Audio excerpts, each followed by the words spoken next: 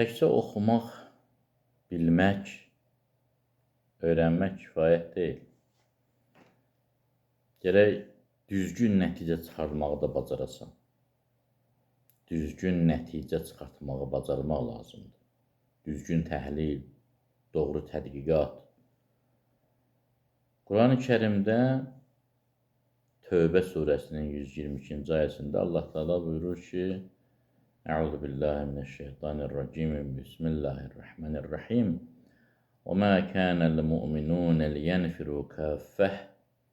فلولا نفر من كل فرقة منهم طائفة ليتفقهوا في الدين ولينذروا قومهم إذا رجعوا إليهم لعلهم يحذرون. Allah Teala buyurur, ey kaş hər bir qövmdən bir qrup ola, onlar gedələr, din öyrənələr, dində fəqih olarlar, yəni agah olarlar.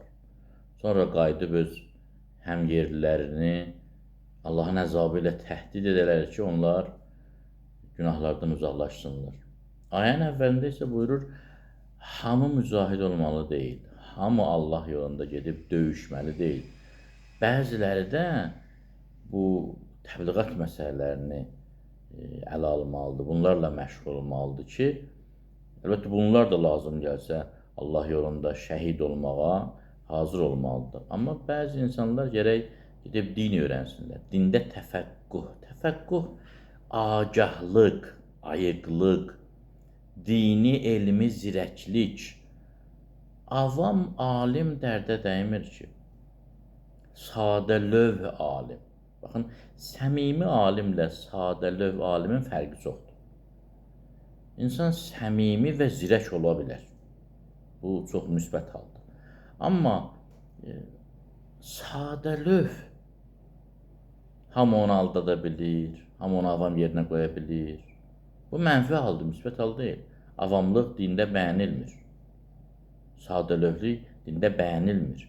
Səmimilik bəyənilir. Zirək və səmimi. Resulullah sallallahu aleyhi və aleyhi buyurur ki, İzə əradəllah əzzə və cəl bi'abdin xeyrən فقهه في الدين وزهده في الدنيا وبصره بعيوب نفسه. Mizan-ül Hikmə kitabındadır.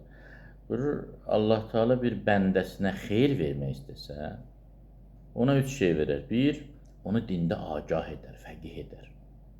Fəqih nəinki fiqhi məsələləri yalnız bilsin, yəni bildiyini, dini biliklərini ayıq bilər, şəffaf bilər, dəqiq bilər, konkret bilər.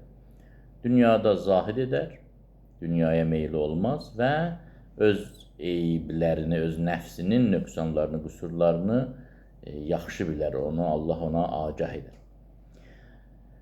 Düzgün nəticə almaq, düzgün başa düşmək, dinin ruhunu bilmək, həyatın əsl reallığını anlamaq, bunlar çox vacib məsələlərdir. Bizim ən böyük problemimiz nədir?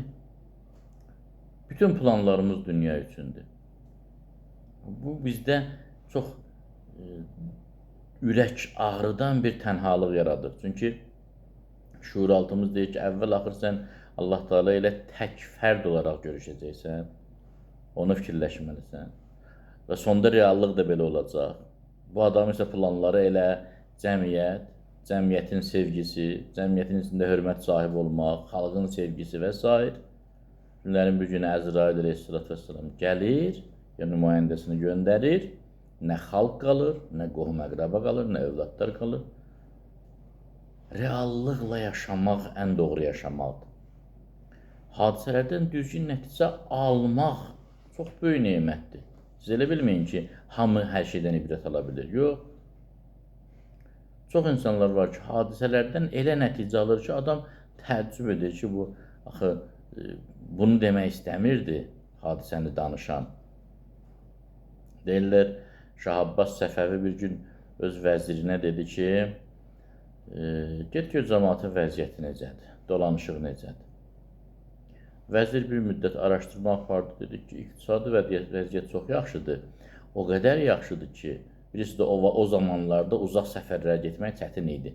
Hər adam gedə bilmirdi. Məsələn, Məkkə ziyarətinə getmək üçün Çoxlu pul lazım idi, imkan lazım idi. Qayıdandan sonra maddi vəziyyət problem olmasın deyə şərait yaxşı qalmalı idi. Vəzir gəlib dedi ki, şah sağ olsun, vəziyyət o qədər yaxşıdır ki, hətta ayaqqabı yamayan pinəçilər belə Məkkəyə gedə bilirlər.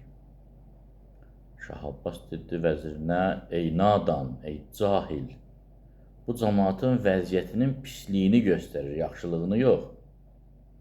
Vəziyyət yaxşı olsaydı, ayaqqabı satanlar Məkkə getməli idi, ayaqqabı tikənlər yox. Yəni, bu adamlar ki, ayaqqabı yamayırlar, bu onu göstərir ki, cəmaatın vəziyyəti çox xarabdır, ayaqqabı ala bilmir, ayaqqabısını yamayır, yamaq vurur və ayaqqabı yamayanlar, pinəçilər pul qazanıb həccə gedirlər. Deməli, vəziyyət çox pisdir, cəmaat ayaqqabı ala bilmir. Düzgün nəticə almaq belədir. Hadisələrdən düzgün ibrət almaq, düzgün nəticə almaq. Adamı deyirlər ki, səndən qabaq çoxları bu yolu gedib bədbəxt olub, sən getmə, deyir, yox. Məndə fərqli olacaq. Düzgün nəticə ala bilmir. Nəticədə insan bədbəxt olur. Özümüzü xoşbəxt etmək üçün hadisələrdən düzgün nəticə çıxartmalıyıq.